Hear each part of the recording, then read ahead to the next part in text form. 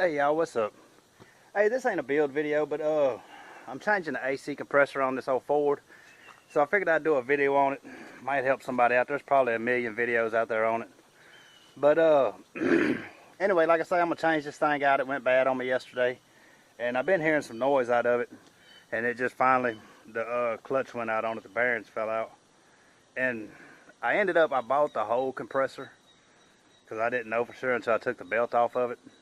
But you can actually get by cheaper trying to fix that clutch than you can to the whole compressor. But I already have it now, and I've already put oil in it, so I know they're not going to take it back. But I got the new one over here.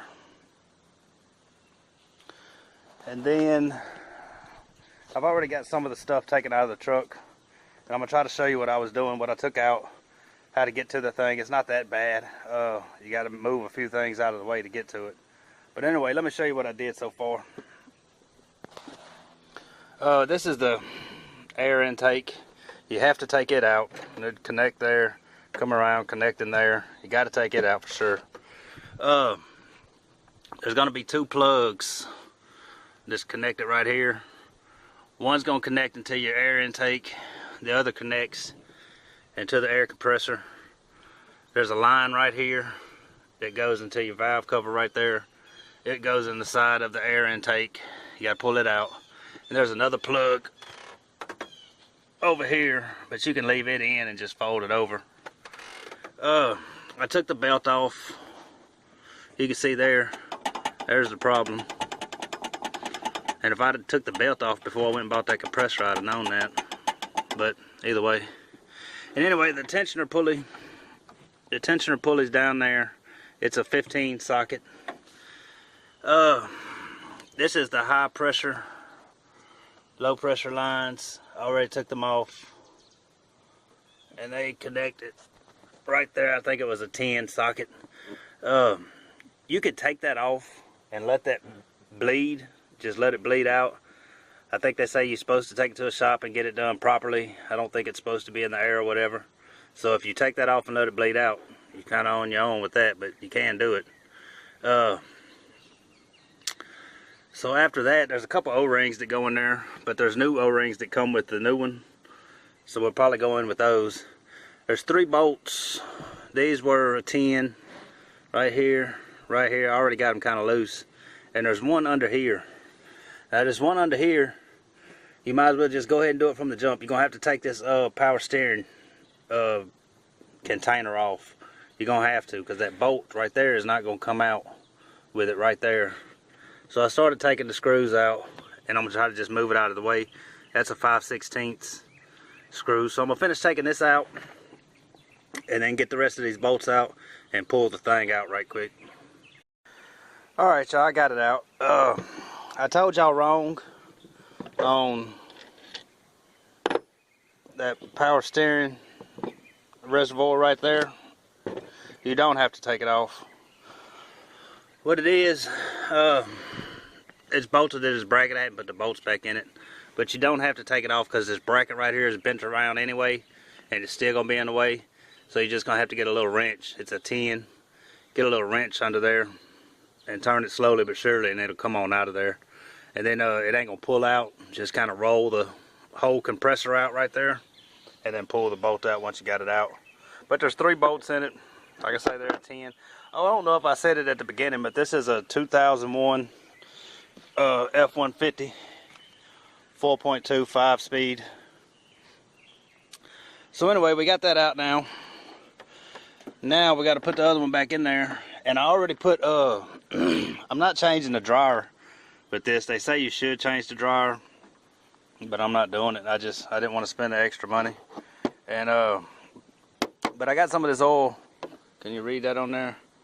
PAG 46 to put into the compressor. And now I have a tag on that thing when it comes, or this one did at least. It had a tag right there that says put oil right there. So I took that off, put the oil in.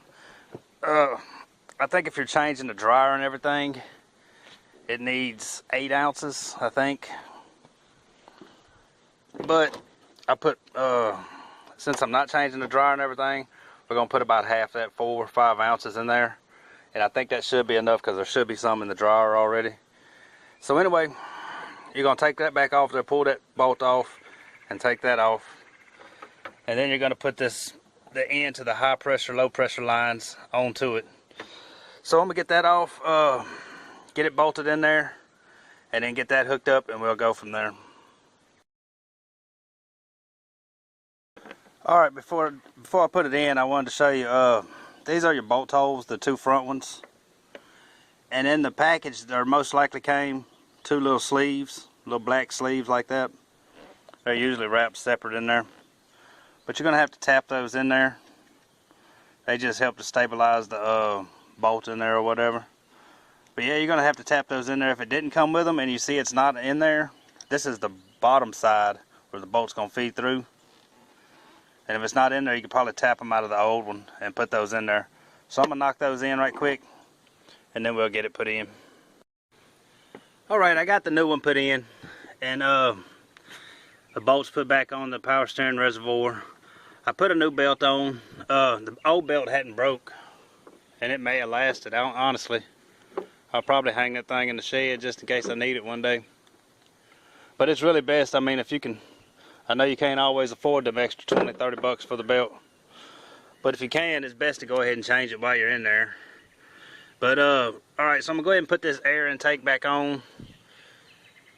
Put all the clips and stuff back on there, plugs. And then we're going to try to charge it up.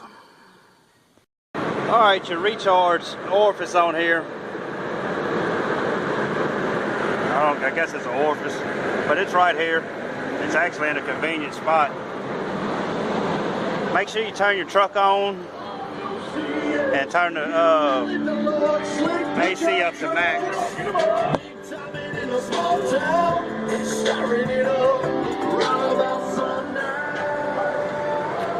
Make sure you turn your AC up to max.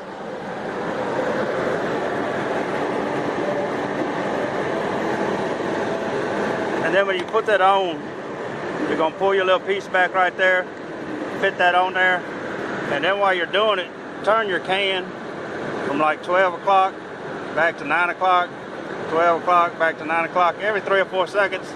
Just, it helps you keep it moving.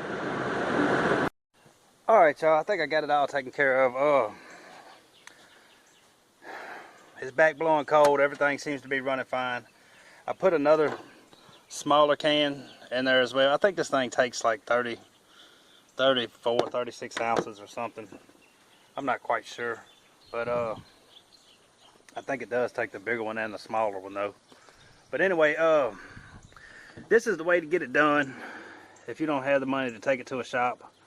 The compressor is already about $200. Then you buy a belt, then you buy a Freon. I was $300 in before I ever left the auto parts, and that was with the cheaper version. I didn't even get the more expensive brand. But anyway, in a proper world, you know, everything going right, when you change that compressor, you would change the dryer as well. You would also change the little orifice, filter orifice thing in there. I didn't change either one of those. And the reason being, well, I got the orifice, but I didn't change it. I hope I don't regret it later. But I do have it. I hope I don't end up regretting it. It'll get full of shavings and stuff from your compressor. But I didn't change the dryer because I didn't want to spend the money. I got to go to Kentucky this weekend, and I just didn't want to get into all that. But I think everything's back good. And like I say, there's 3 bolts holding it in there. That one under the power steering fluid reservoir, you're going to have to use a little wrench on. You're just not going to get a ratchet under there and get it out. Those 3 bolts, your high pressure line connection right there. And again, I mean, if you take it to a shop, you'd get a vacuum pull on it and everything. They'd make sure everything's sealed up good, no leaks and all that. I don't have all that stuff here. I just needed that thing back running. And so that's how I did it. That's how a lot of people do it, honestly. But if you got all the stuff, I think you can rent that stuff from O'Reilly's or AutoZone or something like that, the little vacuum tester deal. But I didn't do all that. I just took it out, replaced it, put a new belt on, charged it back up, and everything looks good. Hopefully no regrets in the end, you know. But anyway, man, hopefully that helps somebody. Like I say, 3 bolts to take it out. They're all metric 10. metric 15 on the tensioner bar or the tensioner pulley. And that's it, man. Get it out and put it back in, man. I hope this helps somebody. We'll see y'all on the next one.